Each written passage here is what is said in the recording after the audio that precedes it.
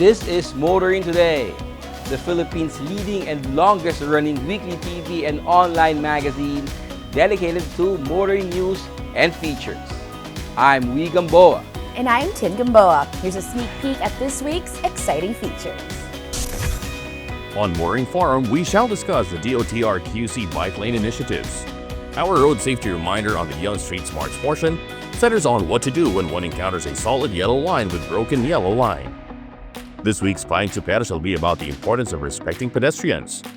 Showcase this week shall have a hybrid compact SUV from BYD, the Sea Lion 6 DMI. While for race weekend, we shall have the highlights of the 2025 Gymkhana Pilipinas first match.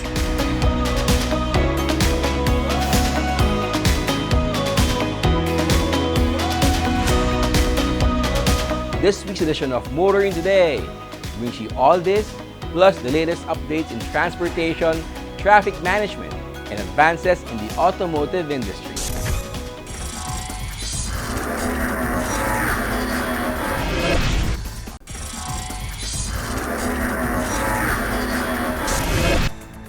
Welcome back to Motoring Today. Let's dive into the latest news and updates about transportation and traffic management in the country.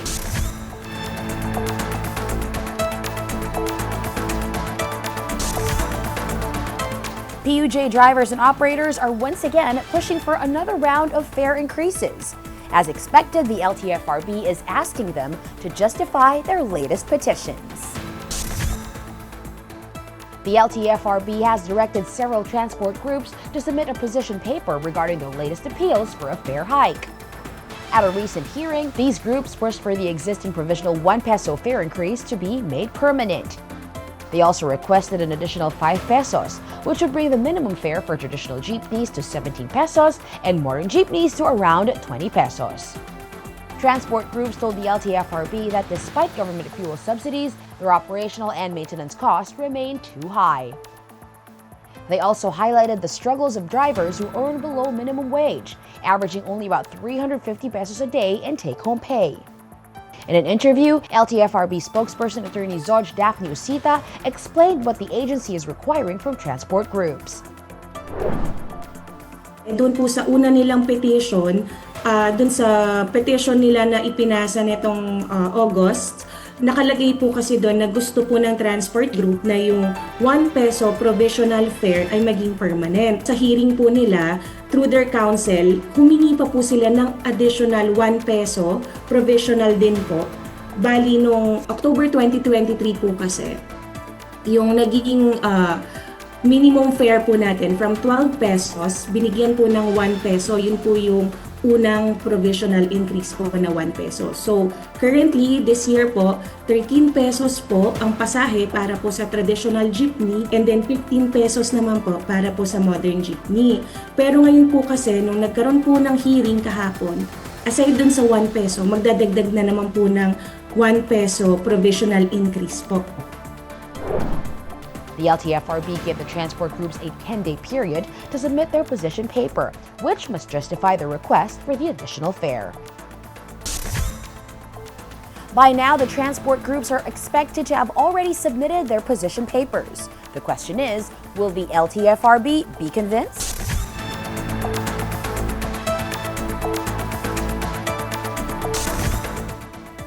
Meanwhile, the MRT3 has been running more smoothly these days, but even a minor glitch can still cause major commuter inconvenience, like what happened recently. A signaling system problem at Santolan Station forced the MRT3 to impose a 30 km/h speed limit on the northbound lane from Ortigas to Cubao on a Friday morning. The reduced speed caused longer passenger lines at some MRT3 stations. The MRT3 quickly informed commuters of the situation and deployed technical teams to address the signaling issue. At the same time, the MRT3 issued an apology to passengers for the disruption. By around 10:30 a.m., the MRT3 announced that normal operations had resumed, with trains once again running at the maximum 60 km/h. At the time of the update, 20 trains were operational, 17 3-car CKD trains, 1 4-car CKD train, and 1 Dalian train. It's good to see the MRT3 being more proactive in updating commuters through various platforms whenever issues arise.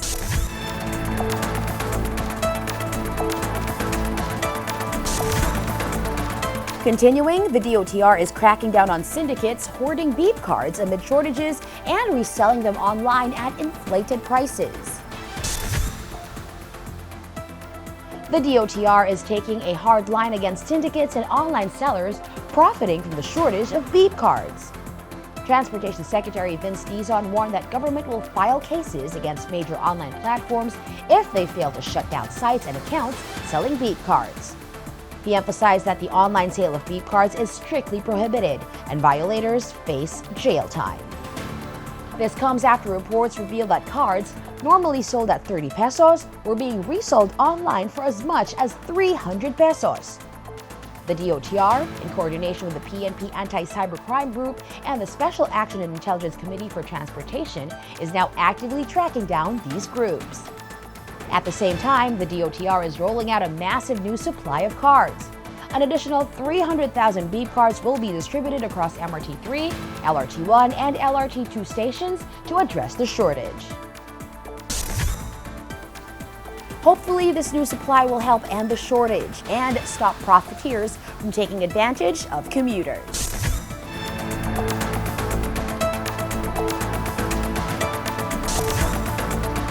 And finally, here's good news for students, senior citizens, and persons with disabilities using Metro Manila's rail systems. No more forms are needed to avail of discounts. Students, senior citizens, and persons with disabilities can now enjoy a 50% fare discount on the MRT3, LRT1, and LRT2 without filling out any forms. Transportation Secretary Vince Dizon said the move aims to eliminate unnecessary delays and inconvenience. During an on-site inspection, he pointed out that it was inefficient for students to spend over a minute just to fill out discount forms. He added that the DOTR is working with the Commission on Audit to digitize the collection of information for fare discounts, in line with the President's push for digitalization.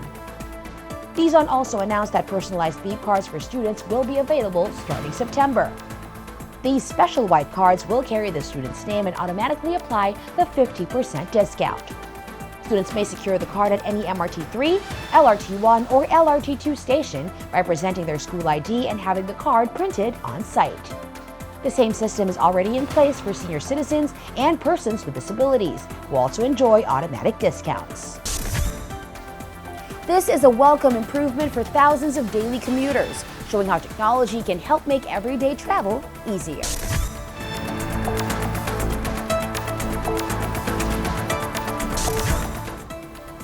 The latest developments in transportation and traffic management are certainly significant. Up next, Motoring Forum takes a deeper look into one noteworthy issue that should affect motorists and motoring.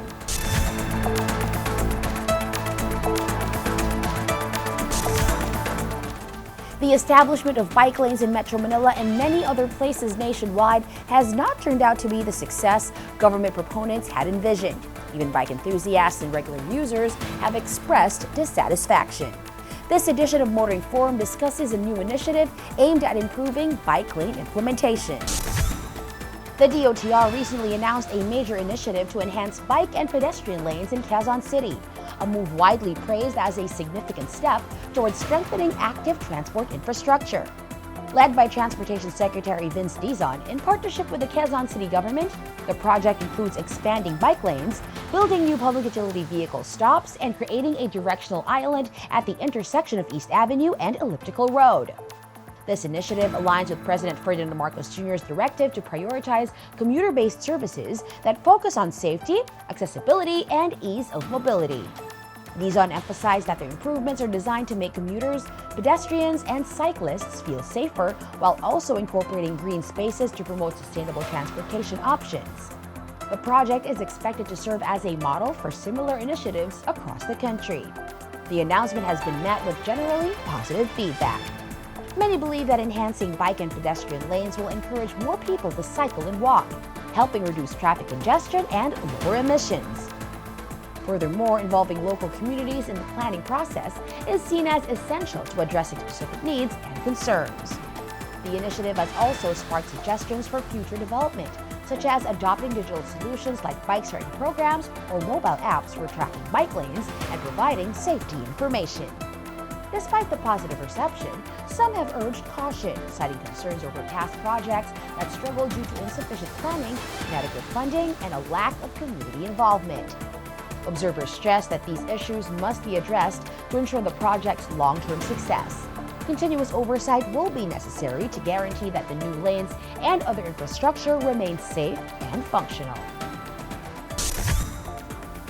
If successful, the Quezon City initiative can serve as a blueprint for similar projects in other cities, promoting a nationwide shift towards sustainable transport.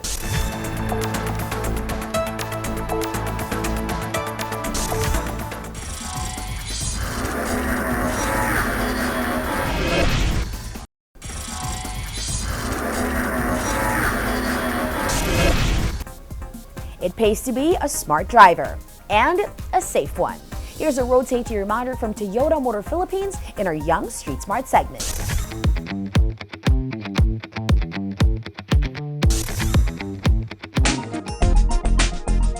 Solid yellow line with broken yellow lines is often found on bridges to separate the traffic.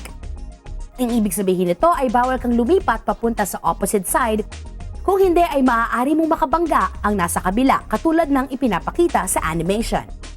Stay on your lane all the time and do not overtake.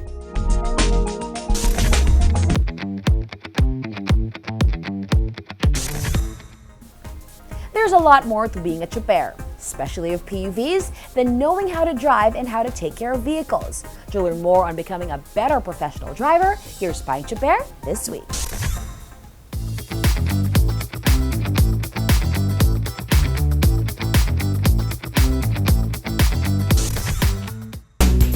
Payong Choper lang, kaibigan. Ako po si Ka Jojo Martin, isang kapwa nyo, choper. Bigyang prioridad ang mga pedestrian. Matutong magbigay daan sa mga tumatawid na pedestrian, lalo na sa mga bata at matatanda. Tumigil sandali at huwag magmadali. Maging mapagpasensya upang makaiwas na rin sa disgrasya. Siguraduhin na buo ang iyong atensyon sa pagmamaneho at sa lahat ng nasa paligid mo. Bukod sa iyong mga pasahero, huwag ring kalimutang irespeto ang mga tao sa labas ng sasakyan. Ito po si Ka Jojo Martin, Payong Choper lang, kaibigan, mula sa isang kapwa nyo choper.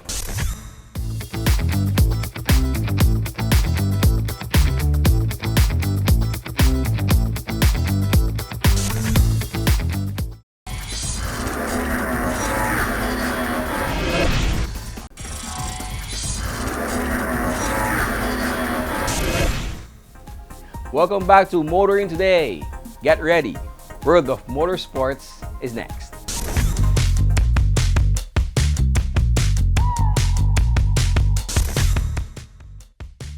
In motorsports news, Dirt University PH hosted another open track day, drawing a total of 37 drivers to the Juan Lancaster Park in Imus, Cavite for the adrenaline rush of driving on a dirt and gravel course. Topping the leaderboard was Renz de Guzman with a best lap of 52.6 seconds.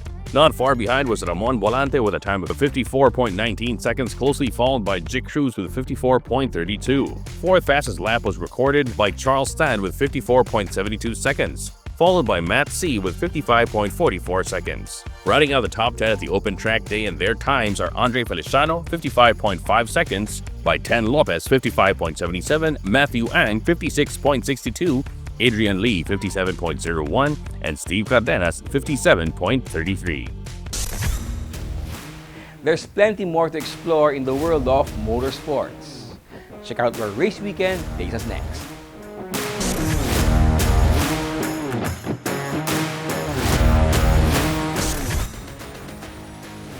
Rain couldn't slow down the excitement at the inaugural Gymkhana Pilipinas match in Diparo, Caloocan, as drivers of all skill levels went head-to-head in a showcase of speed and precision.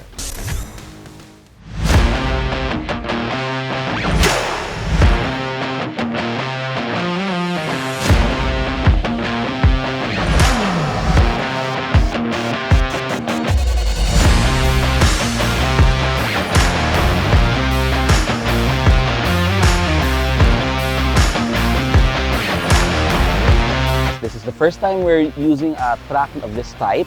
We're here in the Paro, Caloocan. Before, we were inside the warehouse. Now we're using the parking lot of the warehouse. So we are using this particular area because there are no gutters. You know, there's just a big wall at the end, but we have good clearance on all sides so that it allows participants to really maximize the handling of their cars without going very fast. I would say okay naman, although yun nga, definitely as a rear wheel car, it's a lot harder because pag sumobra ka pitik eh. So of course, pero yun, of course managing as a racing driver, you have to have that skill, right? Pareho dapat may adjust. Pero sa ngayon, sa auto, wala na. Maraming dapat gawin. Pero sa driving, meron pa. May pwede pang gawin. May mga sinusubukan kasi kami kanina na hindi pwede dun sa auto. Yung bibilisan mo sa corners na kala mo papalo yung puwet, hindi pumapalo eh. So, kailangan controlled lang.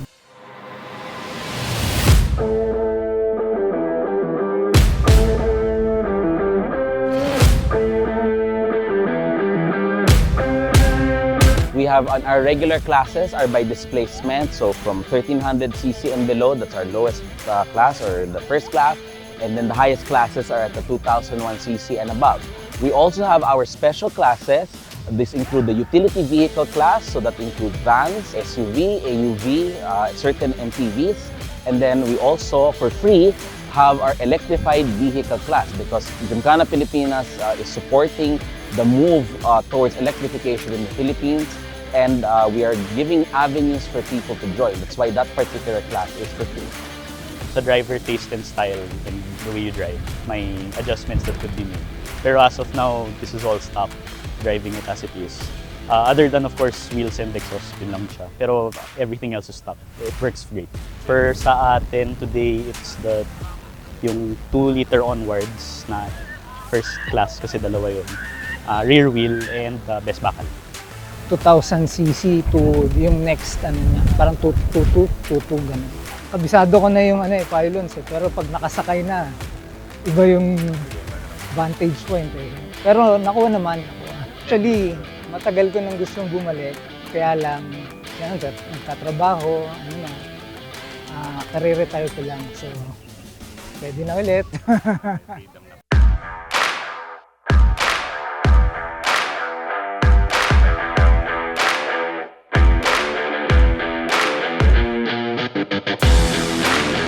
Well, Gymkhana is really a grassroots motorsport discipline, no? Which has gained popularity also abroad. It's been happening for a very long time. Compared to other grassroots disciplines, actually, our top speed is only 40 kilometers per hour. Why? Because what I tell my participants is that this is the speed that we all drive at every day. So the skills that they are learning here and now in Gymkhana, driving at 40 kilometers per hour through these conditions, are things that they can translate when they're on our streets. You know? It's a sad reality in the Philippines that our roads are problematic. There are crashes, that happen. There are fatalities that happen. What we're trying to do here with our program with Gymkhana is to somehow mitigate and minimize that, and to give them skills that they can use in their regular driving. So hopefully everybody can come along. It's open to all cars are welcome, and our next event is on September 14th.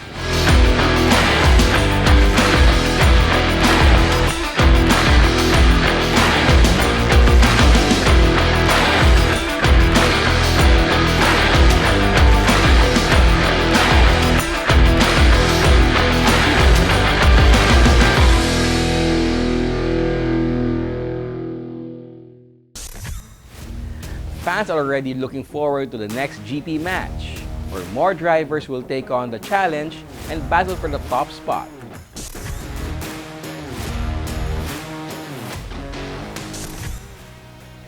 That's all for this week's World of Motorsports. We'll return shortly after this break.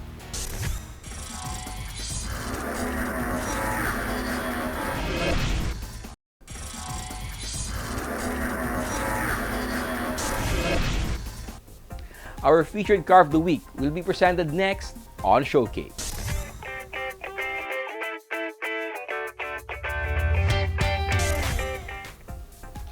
BYD seems poised to make a strong mark in the local EV market. offering a lineup that addresses many questions for those considering a shift to hybrids or full electric vehicles. This showcase takes a closer look at one of its standout models, the BYD Sea Lion 6 DMI. The Philippine automotive scene is evolving, and the BYD Sea Lion 6 DMI is leading the charge. This midsize SUV debuts BYD's Super DMI technology, combining a hybrid system with standout efficiency and performance. With over 1,000 kilometers of total range, more than 200 horsepower, and an electric-only range of 105 kilometers, this is a vehicle built for both long-distance travel and short city commutes, without the usual range anxiety. Its design is sleek and sophisticated, matched by features like a 15-inch rotating touchscreen, wireless Apple CarPlay and Android Auto, and 10-inch Infinity sound system. It also comes with dual 15-watt wireless chargers and vehicle-to-load or V2L capability, perfect for powering gadgets or equipment on the go. Safety tech is front and center. The Sea Lion 6 is equipped with a 360-degree camera, adaptive cruise control, traffic sign recognition, and lane keeping assist. It also includes standard features like airbags, traction control, electronic stability control, and ISOFIX anchors. Under the hood, the Sea Lion 6 combines a 197 PS electric motor with a 1.5-liter engine that adds 105 PS, bringing total output to 217 PS. Charging the 18.3 kilowatt-hour BYD Blade battery takes just 2.6 to 3 hours on AC. Driving modes include economy, normal, and sport, allowing you to tailor the experience.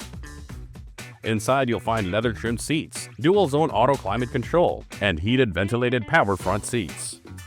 The leather-wrapped steering wheel houses controls for the multi-info display and cruise settings. Exterior features include intelligent LED headlamps, sequential turn signals, rain-sensing wipers, and a power tailgate, all contributing to a premium feel.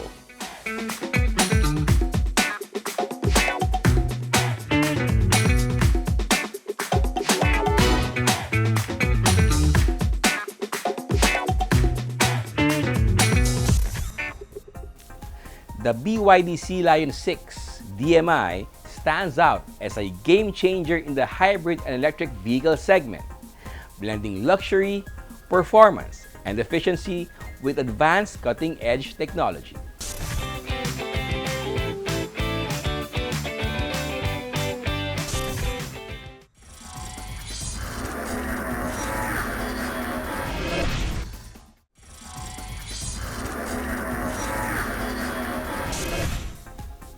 Welcome back to Motoring Today, where we shift gears and dive into the latest from the auto industry.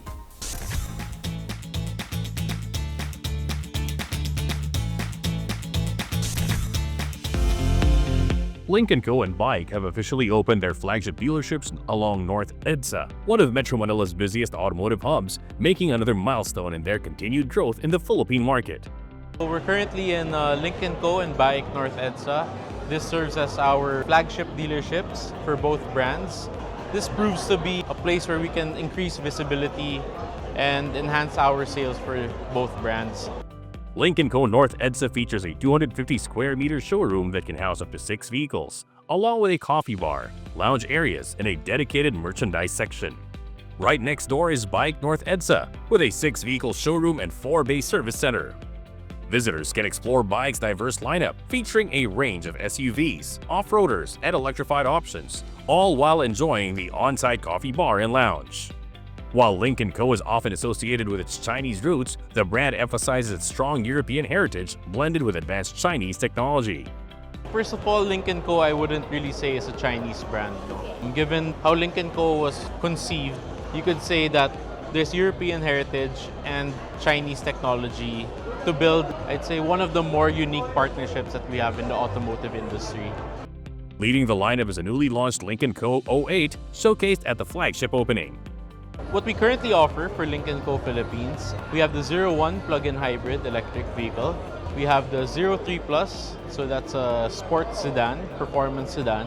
We have the 05 fastback SUV. The 02 fully electric vehicle, it's an electric SUV. And then the 06, that's our entry vehicle to the Lynk & Co. portfolio. Now the 08 is our newest family member in the Lynk & Co. family here in the Philippines. So what you can expect with the 08, you have 1,400 kilometers range and 205 kilometers full electric range. So we believe this is one of the most competitive plug-in hybrid electric vehicles that we have to offer here in the Philippines. And as we believe, this is hybrid mobility perfected. So what you think hybrid mobility should be, the 08 embodies all of that. As the industry shifts towards new energy vehicles, Lynk & Co is positioning itself as a pioneer in hybrid mobility, with strong consumer interest in the O1 PHEV and O2 EV. I'd like to think that Lynk & Co is one of the pioneers of that trend in advancing hybrid mobility. In the past year, we noticed that our 01 PHEV and our 02 electric vehicle seems to be the growing blocks of Lynk & Co.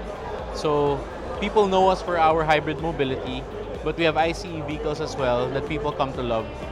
The brand also highlights its focus on worry-free ownership, offering high-quality after-sales service and simplifying the transition to electric mobility. In terms of electric ownership, we make it very easy for you to understand the benefits of having an electric vehicle. I think it's important to be knowledgeable on those things as well. So we offer the portable charger and top-notch after-sales service.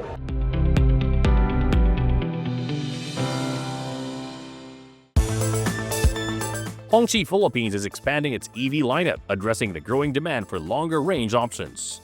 Rashid Delgado, president of Evo Xterra, the official distributor of Hongqi in the Philippines, said that leading the charge is the Hongqi EHS9 long-range SUV. Tonight we're launching two of our latest EV models, the 2025 Hongqi EQM5 long range, which has a bigger capacity battery and a range of 560 kilometers. Behind me is our flagship Hongqi EHS9, also long range, which has also a bigger capacity battery and a longer range of 515 kilometers. This flagship EV comes loaded with premium features like 22-inch rims, a 16-speaker Bose sound system, Nappa leather, and a panoramic sunroof. It's available now, starting at 6,480,000 pesos. For those looking for an entry-level EV sedan, the EQM5 Long Range offers an extended 560 kilometers of range and is priced at 1,880,000 pesos. Delgado also highlighted Hongqi's commitment to customer peace of mind. Our warranty is 8 years on the battery and 5 years on the car. Hongqi also teased their first plug-in hybrid for the Philippines, the HS3 compact SUV, expected to debut later this year. This marks a strategic direction for the brand to expand its electrified offerings. Besides the two new EVs that we're launching today, we're also providing a sneak peek of our latest models that will be launching later this year.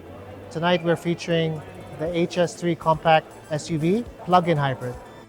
Hongqi invites everyone to visit their 4 Metro Manila dealerships in BGC, Manila Bay, Alabang, and Quezon City to experience these new EVs firsthand. Both the EHS9 and EQM5 long range are available for test drives, reservations, and deliveries.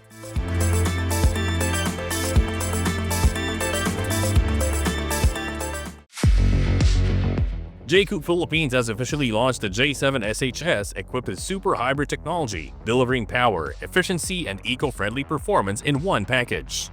We just launched our new model of PHEV, J7 SHS. Please come and check our new models. And we are proud of its 3 main selling points.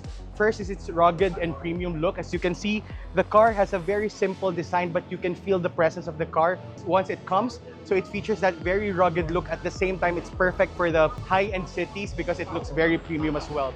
Second is the robust power of the car. So through the super hybrid system, it produces a total of 275 horsepower and 365 Newton meters of torque. And aside from that, since it has a super hybrid system, it is capable of doing 24.4 kilometers per liter of fuel consumption. So that is already very efficient and tested in the Philippines.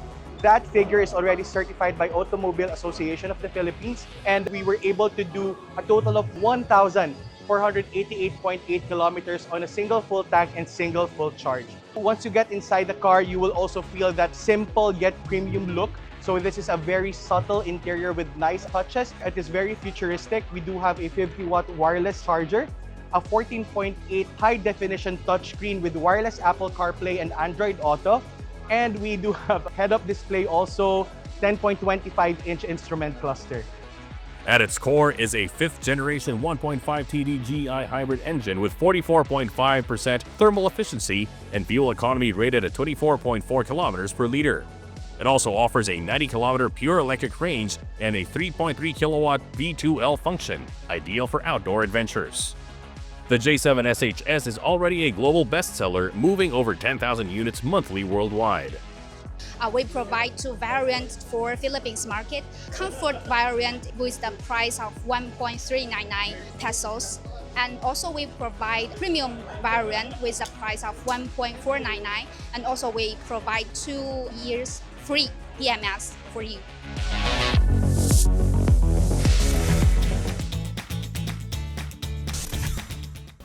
And that's it for this week on Motoring Today. Thank you for joining us. Also, please make sure to visit our website and follow us on social media for the latest updates in motoring. Until next week here on Motoring Today, now in its 39th year, serving the motoring public with a steadfast commitment to road safety. In honor of our dad, Butch Gamboa, I'm Wee Gamboa. And I'm Tin Gamboa. Happy motoring.